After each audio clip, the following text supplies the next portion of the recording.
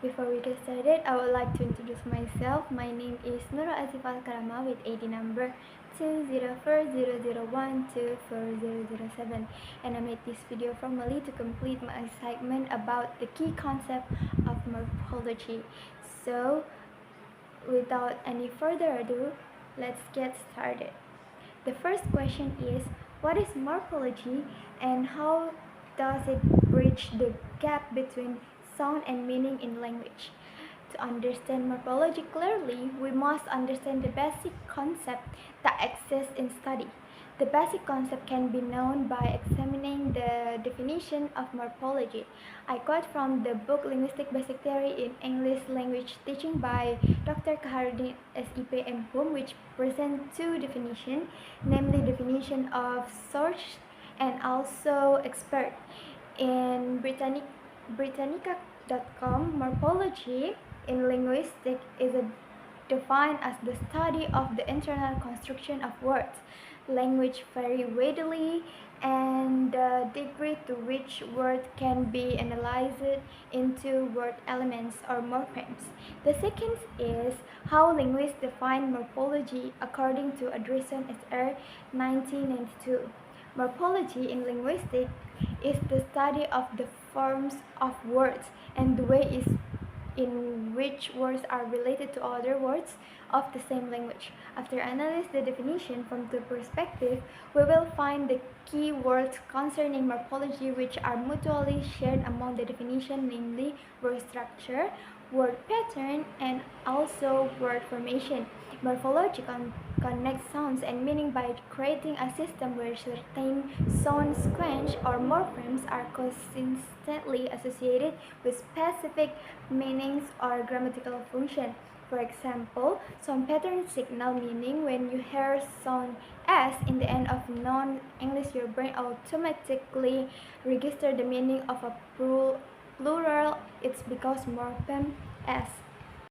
The second question is, how did the field of morphology evolve from the classical linguist studies to modern linguistic theories? Morphology started in the classical philology, where scholars of Greek, Latin, and Sanskrit describe how words inflect.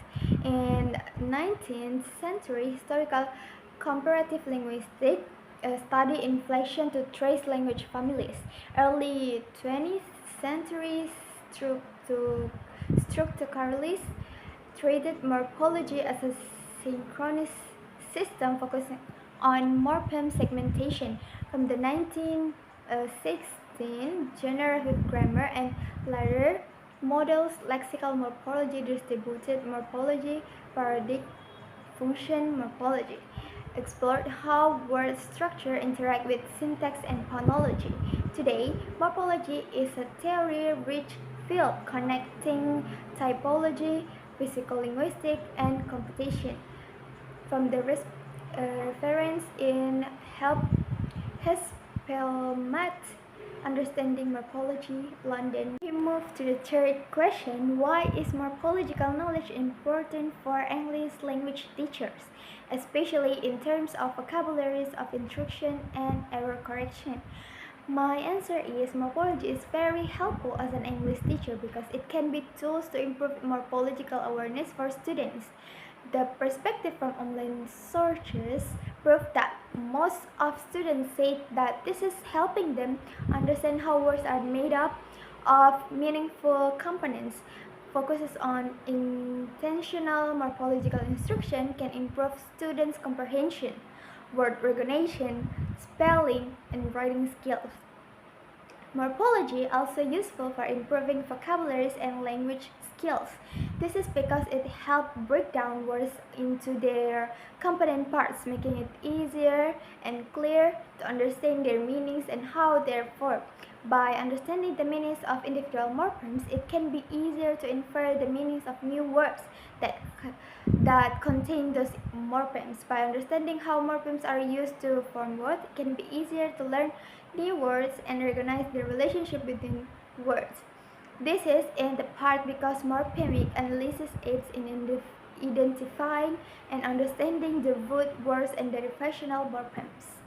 The fourth question is, what is the difference between free morphemes and bond morphemes. And can you give example of each? According to online search from University of Shields, free morphemes is a simple words consisting of one morphemes, namely house, like house, word, kite, chair, wrap. They are words in themselves, and also bond morphemes is morphemes that must be attached to another morphemes to receive meaning. For example, an in the word unkindness are the bond morphemes requiring the root kind to form the word. There is also are called affixes, and they are attached to the stem. There are two types of outline below. Prefix is front of the base like un, and suffix end of the base like nes. For example, the word prefix is unhappy and etc. And also suffix, it's like happiness.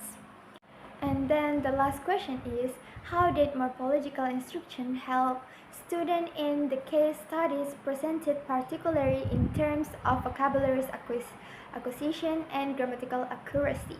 Morphological instruction helps students by teaching them to recognize and understand morphemes, the smallest units of meaning in a language. This skill directly improves their vocabulary acquisition and grammatical accuracy. By learning to identify prefixes and suffixes and root, students could infer the meaning of unfamiliar words.